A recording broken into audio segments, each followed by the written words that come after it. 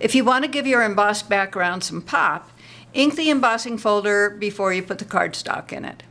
Keep watching for some tips on the technique. Hi, this is Sage Kimball and I'm the Mad Stamper with another technique video for card makers and paper crafters. I love the effect I get when I ink embossing folders.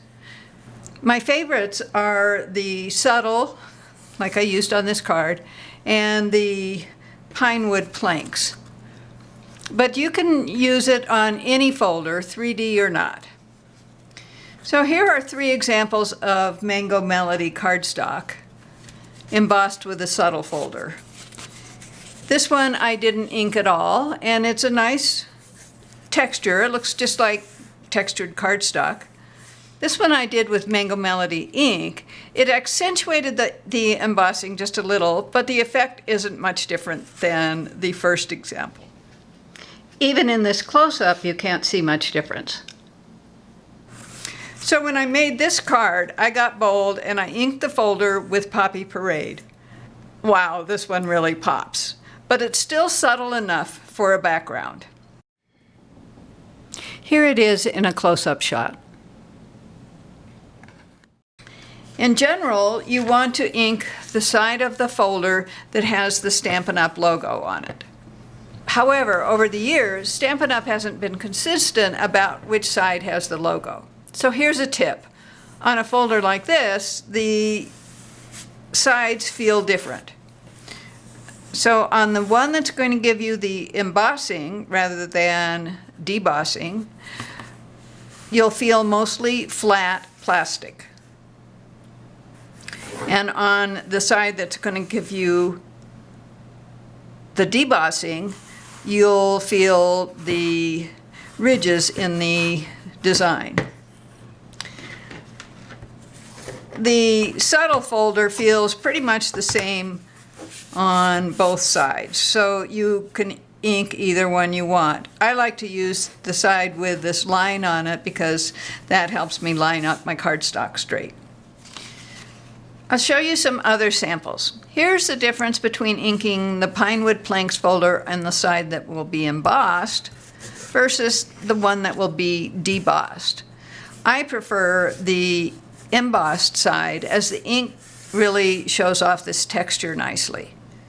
You can stamp a sentiment on the cardstock before putting it in the folder.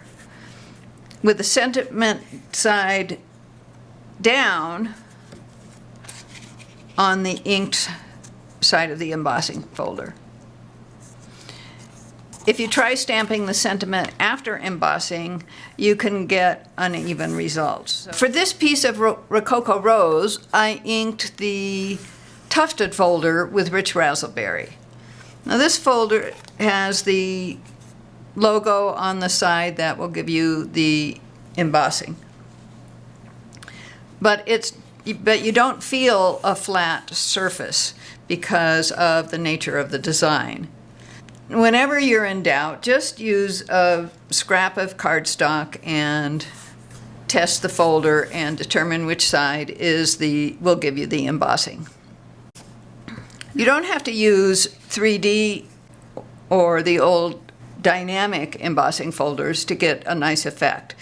This is the now retired Seaside embossing folder, which was inked with Pretty Peacock. And this is another folder that is very easy to tell which is the side that will give you the embossing, because this feels like a very flat surface with some indentations. All right, now I'll show you the technique. I'm going to use the Subtles embossing folder with a piece of Pool Party cardstock and the Pretty Peacock ink pad.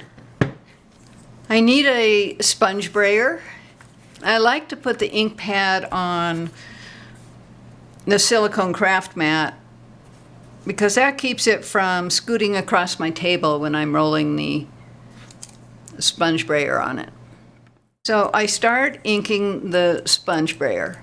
And when I ink it, I roll and lift roll and lift. If you just go back and forth like this, you'll get ink on only one part of the sponge. So I want a fair amount of ink on this, and then I'll start rolling it onto my folder. It helps to have the white grid paper or else some white scratch paper underneath the folder so I can tell if I've got the ink on evenly. You'll always get a little variation in the coloring, but that's okay. It's part of the charm of the technique. Now I've put the cardstock in, lined it up with the line, and then I'll put it through the die cutting machine. And there it is. What a pretty color combination and texture that is. When you're finished with the embossing folder, you can just clean it with some warm water and a little bit of soap. With most of them, the ink comes right off.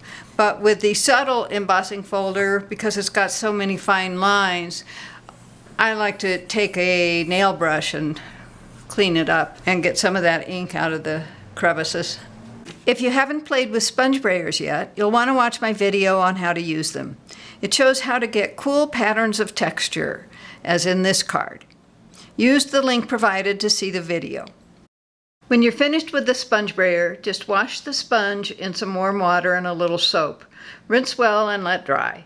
The sponges will stain, but the color won't transfer to new projects. Meanwhile, I hope you enjoy the results you get from inking embossing folders in your craft room. Thanks for watching. Please like this video, share it with your friends, and leave me a comment. For more inspiration and instructions, be sure to sign up for my newsletter at www.stampingmadly.com. Visit me on Facebook and Pinterest, and don't miss another great video. Subscribe to the Mad Stamper YouTube channel now.